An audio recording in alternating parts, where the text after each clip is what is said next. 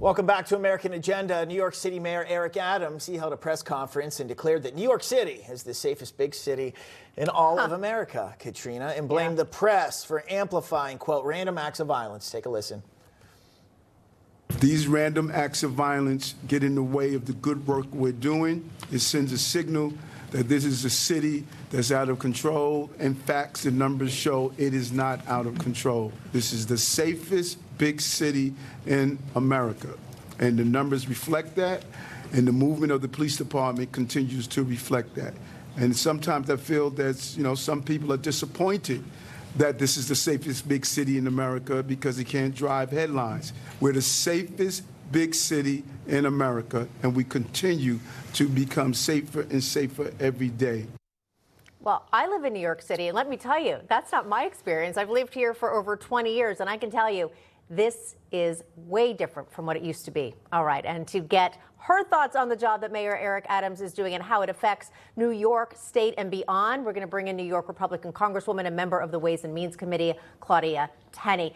Congresswoman Tenney, thanks so much for being here. I don't know, what was your reaction to what Eric Adams was saying? I know you were shaking your head. Look, when you're a politician, you say it over and over like Joe Biden does, and hopefully it'll become true. It's not true, and we know that. We live in this city, and I'm from upstate New York, and it's the state laws that are a problem as well. The New York State Legislature and our Speaker, Carl Hastie, continues to say that, calling things a crime doesn't deter crime.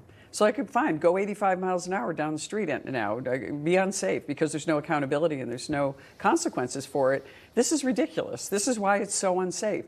They came up with cashless bail. We don't have any tools in the chest for police to actually do something about crime. So it's why we had this horrible situation with Lake and Riley. It was New York City's detainer law that forced the New York PD to let this killer, illegal immigrant with ties to gangs, to let him go, went off down, because he probably had a New York State driver's license, which we issue to illegal immigrants, went to Georgia and killed this innocent student. This is what's happening all over the state. It's because of state policies, not just New York City. And the demoralize and defund the police movement also makes it we're less able to recruit good people to serve in this very honorable, very dangerous, very difficult job. So you're saying numbers for police recruitment's down? Absolutely. Yeah, of course it is. Yes. Especially when you have liberal DAs prosecuting more police officers than ever here. I lived in upstate New York for a couple of years. Elmira, my first stop in this industry here. Beautiful countryside. Your district, the 24th, beautiful up there just as well. Some of the most dangerous cities in the country are in upstate New York. Rochester, the city of Syracuse, they fall into the top 10 here. Former President Trump, at the wake of Jonathan Diller, he said, we need to get tough on crime. What does getting tough look like? How do we curb it?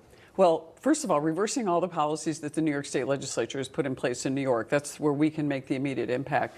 And we're not doing that. I mean, Kathy Hochul should first, fire Alvin Bragg. Why not fire Alvin Bragg? He's the one that's doing malicious prosecution against, say, President Trump or former Marine Corps retiree Tenney over protecting people in the subway.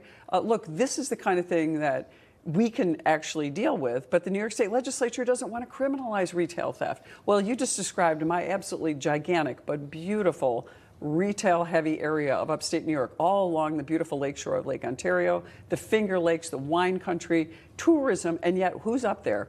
All these retailers who are going to depend on this summer in order to make their money for the year, and they're not going to be protected because our crime law, our laws on crime don't protect them. We are not going to criminalize people who are going to do smash and grabs and to steal from retailers, who, by the way, are not wealthy people. This is affecting the middle class and the lower income taxpayers and people who are just trying to run their family business. Reeks of not prosecuting retail crime, reeks of third world country to me. Yeah, it's not the American dream. It's not. That's not the country that this used to be. But Congresswoman Claudia Tenney. Thank you so much. Yeah, we appreciate you coming on. Always Thank you. Appreciate Thank it. you. Yeah.